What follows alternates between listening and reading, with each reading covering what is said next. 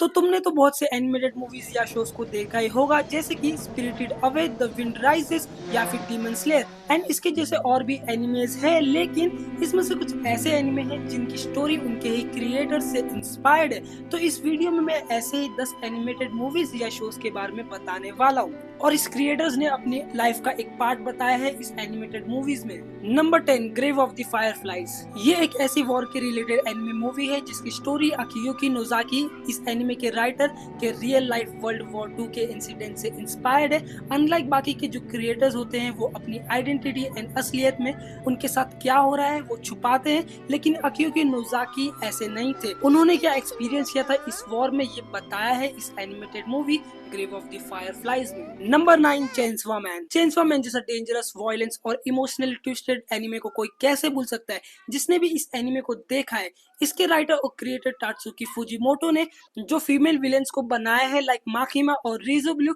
ये इंस्पायर्ड है इनके रियल लाइफ इंसिडेंट से। तो स्टोरी ये है कि जब वो कॉलेज में थे तो इनके फीमेल क्लासमेट्स इन्हें बहुत परेशान करते थे, जो कि फुजिमोटो को काफी कूल लगता था और उसी से इंस्पायर्ड हमें चेनसॉ मैन में माकिमा जैसे कैरेक्टर देखने को मिले हैं। नंबर 8 से पहले क्या आप भी कभी शट इन थे या आप भी हैं? मतलब एक ऐसा इंसान जिसे किसी भी चीज में इंटरेस्ट ना हो, ना तुम्हें किसी भी चीज में पार्टिसिपेट करना है, ना पढ़ाई करना है, ना कहीं खेलने जाना है, बस तुम्हें पूरा दिन घर पे रहना है। तो ये है नंबर 8 वाला anime welcome to the NHK. तो ये सब सुन के आपको पता ही चल गया होगा कि वेलकम टू दी एनएचके के राइटर की कहानी कैसी थी, जिन्होंने इसे अपने इस एनिमे के थ्रू बताया है। नंबर 7 पे है बाकुमैन, एक ऐसे 9th ग्रेड स्टूडेंट की कहानी जिसे मांगा आर्टिस्ट बनना था। इसके राइटर और क्रिएटर ओहावा सुकियोमी एंड ओबाता टकेशी, इनका नाम आपने कभी सुना नहीं होगा, लेकिन इन्होंने जो बनाया है वो जरूर देखा होगा, डेथ नोट। और डेथ नोट की पॉपुलैरिटी के बाद इन्होंने बाकुमैन बनाया है, वो भी अपनी रियल लाइफ स्टोरी से इंस्पायर्ड होके कि इन्हें क्या क्या डिफिकल्टीज आई थी डेथ नोट बनाने के टाइम पे। Number 6, the wind rises.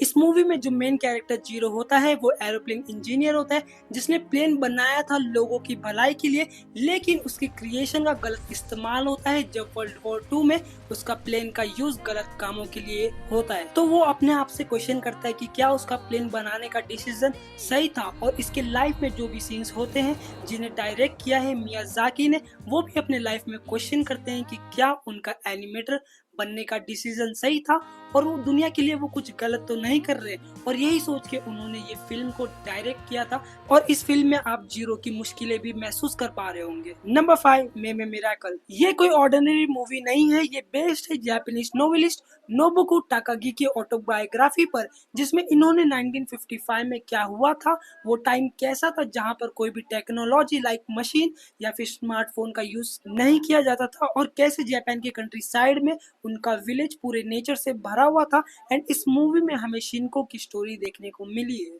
Number 4, बैरफुट जेन। ये भी एक वॉर रिलेटेड मूवी है, लेकिन ये एक मूवी ही नहीं बल्कि ये एक रियलिटी है जिसमें जितने भी इंसिडेंट हुए हैं वो रियल लाइफ स्टोरी पर बेस्ड है। और ये सारी चीजें इनके राइटर केजी नाकाजावा ने एक्सपीरियंस किया था जब वो सिर्फ 7 साल के थे और वो टाइम पे हिरोशिमा में एटॉमिक बॉम्बिंग हुई थी, जिसमें इन्होंने अपने फादर को, एक ब्रदर को और अपने 2 सिस्टर को खो दिया था। Number 3, insufficient direction. ये एक कॉमेडी एनिमे है जिसमें पूरी स्टोरी इसके राइटर के रियल लाइफ से उठाई गई है, जिसमें वो एक ओटाकू फैन रहता है और उसकी वाइफ एक प्रोफेशनल आर्टिस्ट, और इनके डे टू डे लाइफ में क्या चलता है वो ही इस एनिमे में दिखाया गया है इनसफिशिएंट डायरेक्शन में। नंबर 2, सिल्वर स्पून, चांदी का चम्मच। कहने को तो ये मेरा favourite slice of life anime है जिसे लिखा है हिरोमो अरिकावा ने, एक शोनेन मास्टरपीस जो कि फुल मेटल अल्केमिस्ट जैसी एनिमे की ऑथर रह चुकी है।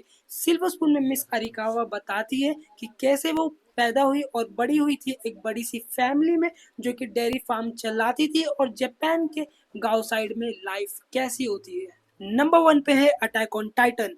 नंबर 1 पे इस एनिमे का नाम सुन के आप भी शॉक हो गए होंगे मेरी तरह, लेकिन इस एनिमे को लिखने वाले इसियामा एक ऐसी लाइफ जिए हैं जहां पर उनके चारों तरफ सिर्फ माउंटेन्स ही माउंटेन्स थे और वो उस जगह में ट्रैप फील करते थे, जस्ट लाइक एरिन जहाँ पर वो वॉल्स के अंदर कैद था और एरिन की तरह इस यामा को भी फ्रीडम चाहिए था और वो सोचता था कि इस माउंटेन के पार क्या होगा या फिर कैसी लाइफ उसे देखने मिलेगी। तो ये थे कुछ ऐसे एनिमे जो कि उनके ही क्रिएटर्स के लाइफ से इंस्पायर्ड है। और आपको इनमें से सबसे ज्यादा कौन सा एनिमे पसंद है कमेंट में जरूर बताना। और ऐसे ही टॉप 10 वीडियोस के लिए इस वीडियो को लाइक कर देना और चैनल को सब्सक्राइब करना मत भूलना।